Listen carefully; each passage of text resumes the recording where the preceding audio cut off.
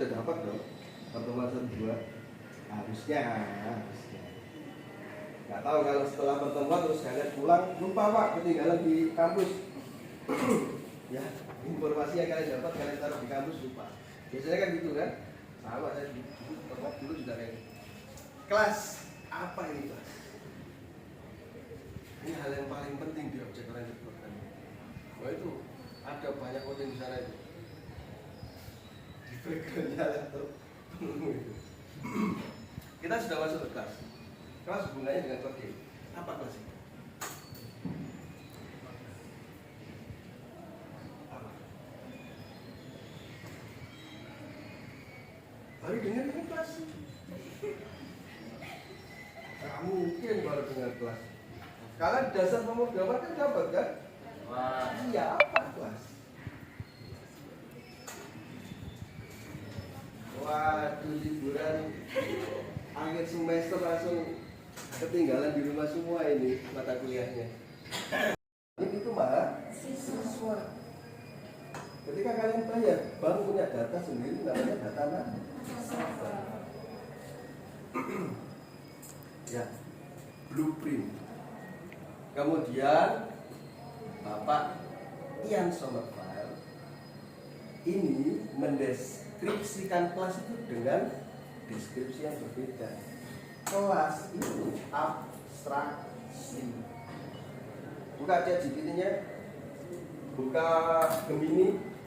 Abstraksi pada kelas adalah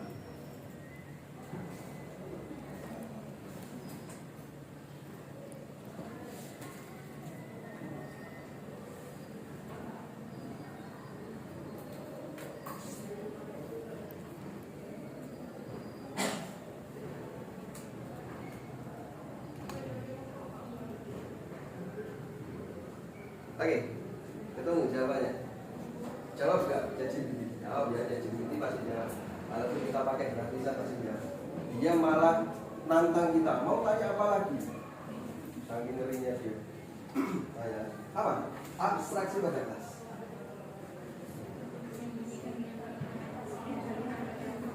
Salah satu dulu. Siapa coba? Salah satu dulu. Yang penting dan hanya menampilkan informasi yang apa? Yang apa? Yang utama saja. Ini adalah abstraksi. Abstraksi yang disampaikan oleh siapa? Elsa itu adalah abstraksi konsep kelas, tapi bukan abstraksi yang dimaksud oleh Bapak Ian Sommerfeld. Ada nggak pengertian lain yang kalian dapat dari ChatGPT mengenai abstraksi selain dari Elsa?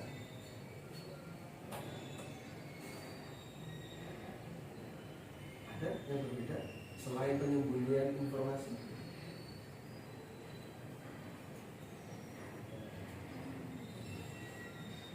Nggak ada.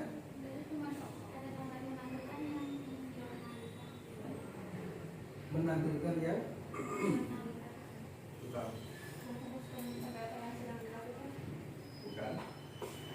Informasi ChatGPT ada yang bagus beda.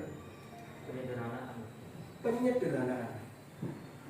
Abstraksi yang dimaksud oleh Bapak Ian Sommerfeld adalah penyederhanaan.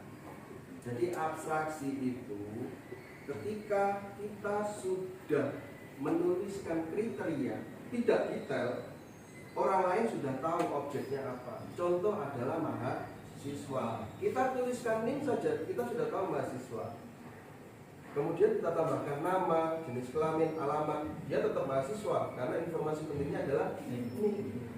Kita perlu menambahkan ukuran sepatu, warna kulit, kemudian warna mata, tinggi badan, kan nggak perlu. Mahasiswa itu yang perlu kita tahu adalah NIM. Itu abstraksi yang dijelaskan oleh Bapak Ian Sommerfeld. Jadi hanya konsepnya saja yang beda, tapi pengertiannya sama. Blueprint ya cetakan ketika dia dimasukkan dan kita sudah tahu objeknya apa, sama ini itu adalah kelas. Makanya itu tidak ada yang benar dan yang salah, tapi yang baik dan yang kurang baik. Misal kalian nanti membuat data customer, ada ID customer, nama, jenis kelamin, alamat, panjang rambut, warna kulit, tinggi badan, ukuran sepatu, kan nggak mungkin. Mau customer di Indomaret masa kita tahu ukuran sepatunya dia? Nggak mungkin. Kita hanya tahu nama sama ID customer saja, karena untuk proses transaksi kita nggak tahu yang lain. Tapi beda customer yang ada di Indomaret dengan member yang ada di tempat fitness. Iya kan? Pasti ada ukuran berat badan misalkan, atau berat badan, tinggi badan. Nggak mungkin di tempat fitness ada identitas yang tidak masuk di sana, kan nggak mungkin. Ini adalah, saya yakin masih ada yang belum paham. Kira-kira yang belum paham gimana? Dari penjelasan saja.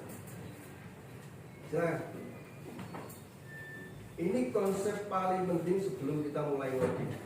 Karena nanti kalau saya sudah mulai ngoding, kalian nanti fokusnya di Spring. Karena Pak koordinator pengennya kita pakai Spring, sudah pakai Spring.